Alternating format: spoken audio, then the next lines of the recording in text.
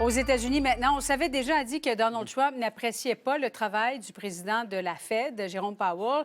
Mais là, vraiment, on est passé à un autre niveau. Le président réclame carrément son départ. Oui, exactement. Alors, on le sait, il doit terminer son mandat qui est prévu l'an prochain, donc dans 12 mois exactement. C'est en mai 2026 qui est prévu la fin de ce mandat-là.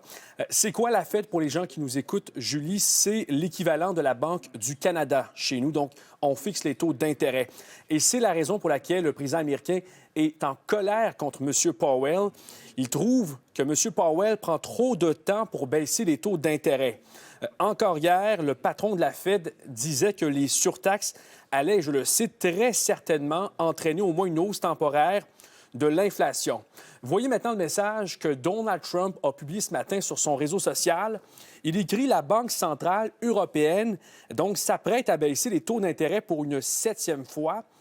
Et pourtant, Too late, Jerome Powell. Donc, c'est son surnom, c'est comme ça qu'il le baptise, est toujours trop tard et dans le tard. Et il ajoute par la suite que M. Powell a publié hier un rapport qui était, comme d'habitude, un véritable fouillis. Alors, évidemment, c'est une traduction que vous voyez à l'écran. Il ajoute aussi les prix du pétrole baissent, ceux de l'épicerie aussi, même les œufs. Et nous, on s'enrichit pendant ce temps grâce aux tarifs. Too late, M. Powell aurait dû donc baisser les taux depuis longtemps, comme la Banque centrale européenne. Le président américain n'a pas de pouvoir directement sur la Fed, donc reste à voir comment M. Powell va réagir à cette demande du président américain, mais il serait fort étonnant, évidemment, qu'il donne suite de façon favorable à cette demande de démission.